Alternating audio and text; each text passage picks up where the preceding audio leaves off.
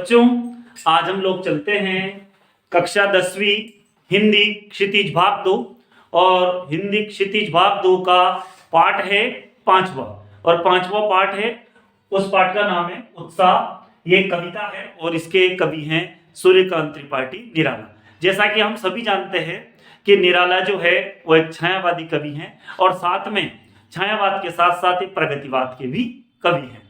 तो ये जो कविता है उत्साह, ये जो कविता है ये प्रगतिवाद को परिभाषित करती है और ये प्रगतिवाद के पर आधारित कविता है और उसी कविता के प्रश्न उत्तर को हम देखेंगे।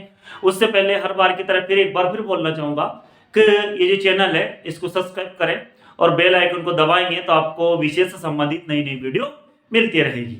और साथ में मेरे इंस्टाग्राम चैनल lalit.gupta67, आप चाहें तो इसको भी आप इस पर भी वीडियो देख सकते हैं और विषय से संबंधित कोई भी समस्या होने पर आप मुझे 77 480 34 984 इस नंबर पर फोन लगा सकते हैं या व्हाट्सएप मैसेज कर सकते हैं। चलते हम लोग प्रश्न उत्तर की ओर। तो सूर्यकांत त्रिपाठी निराला की कविता उत्साह, इसी कविता के प्रश्न उत्तर देखेंगे। प्रश्न नंबर पहला है, कवि बादल से फुहार रिमझिम या बरसने के स्थान पर गरजने के लिए कहता है, क्यों? क्योंकि कवि कविता में बादलों को क्रांति का सूत्रधार मानता है। गर्जना विद्रोह का प्रतीक है। किसका प्रतीक है? विद्रोह का। कवि बादलों से पौरुष दिखाने की कामना करता है, इसलिए कवि ने बादलों के गरजने के माध्यम से कविता में नूतन विद्रोह का आह्वान किया है। किसका आह्वान किया है? नूतन विद्रोह का आह्वान किया है। अब हम चलते हैं प्रश्न नंबर 2 की ओर। कविता का शीर्षक उत्साह क्यों रखा गया है? क्यों रखा गया देखते हैं। कवि क्रांति लाने के लिए लोगों को उत्साहित करना चाहते हैं। कवि क्रांति लाने के लिए लोगों को उत्साहित करना चाहते हैं।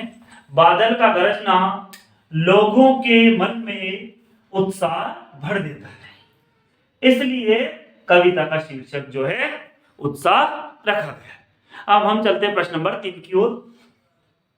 कविता में बादल किन किन अर्थों की ओर संकेत करता है? तो कविता में बादल जो है मानव जीवन की पीड़ाओं को दूर करने की ओर संकेत करता है। बादल जीवन में उत्साह भरने का प्रतीक है, बादल जीवन में परिवर्तन लाने का प्रतीक है और बादल जीवन में नवीनता लाने का प्रतीक है। अर्थात बादल को क्रांति का दूत बताया गया है और उसके अनुसार, कवि के अनुसार ये कहा गया है कि हे बादल गरजो, क्रांति आएगी तो समाज में समानता आएगी। इस तरह से हमने उत्साह कविता को पूरा किया। अब हम चलते हैं अगले प्रश्न की ओर। अब हम पहुंचे हैं पाठ 5, अट नहीं रही है। ये भी सूर्यकांत त्रिपाठी निराला की एक कविता है। इससे पहले हमने जो कविता पढ़ी थी और अब इसके बाद हम पढ़ेंगे सूर्यकांत त्रिपाठी निराला की अट नहीं रही और इससे पहले हमने पढ़ी थी उत्साह कविता। ठीक है ना। अब हम देखते हैं इसके प्रश्न उत्तर को।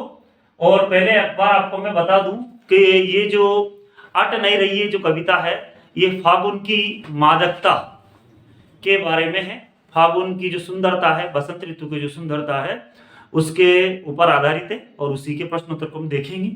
देखते हैं हम लोग। प्रश्न नंबर 2 है इसका। जो प्रश्न नंबर 1 है वो मुझे परीक्षा का अनुसार महत्वपूर्ण नहीं लगा तो मैंने उसको नहीं लिखा और यदि आपको उसका उत्तर चाहिए तो आप नीचे डिस्क्रिप्शन बॉक्स में वीडियो की देख सकते हैं। चलते हैं। कवि की आंख फागुन की सुंदरता से क्यों नहीं हट रही है? तो फागुन माह में चारों तरफ एक से एक खूबसूरत फूल खिल रहे हैं, है ना। डाली डाली हरे और लाल रंग के पत्तों से भर जाती है। वातावरण सुगंधित फूलों की खुशबू से महक उठता है। उस सौंदर्य के कारण उनकी आंखें, किसकी? कवि की आंखें जो है वो उस पर से हट नहीं पा रही है। फागुन की सुंदरता से हट नहीं पा रही है। प्रश्न नंबर 3 पे चलेंगे। प्रस्तुत कविता में कवि ने प्रकृति की व्यापकता का वर्णन किन किन रूपों में किया है ना। किन रूपों में किया प्रकृति की वातावरण? तो कवि ने प्रकृति की व्यापकता का वर्णन निम्न रूपों में की है। किनमें? कवि को ऐसा लग रहा था मानो प्रकृति ने रंग बिरंगे फूल पत्तों से अपना मनमोहक श्रृंगार किया है। कैसा लग रहा था बसंत ऋतु में? जैसे प्रकृति ने अनेक प्रकार के नए नए रंग बिरंगे जो फूल और पत्तों से अपना श्रृंगार किया है। आगे देखते हैं हम लोग। फूलों ने अपनी भीनी भीनी खुशबू चारों तरफ बिखरा कर वातावरण को और भी सुगंधित कर दिया है। इसके बाद है प्रश्न नंबर 4, फागुन में ऐसा क्या होता है जो बाकी ऋतुओं से भिन्न होता है? एक सामान्य सा प्रश्न है कि फागुन माह में ऐसा क्या होता है जो और अन्य जो बाकी ऋतुएं हैं उनसे अलग होता है? क्या होता है देखते हैं हम लोग। फागुन माह में ऋतुराज बसंत का आगमन होता है। किसका आगमन होता है? ऋतुराज बसंत का। और पतझड़ के समय फूल पत्ते विहीन जो पेड़ पौधे हैं उनमें फिर से नई कोपल फूटने लगती है। बाग बगीचों में अनेक प्रकार के फूल खिलने लगते हैं।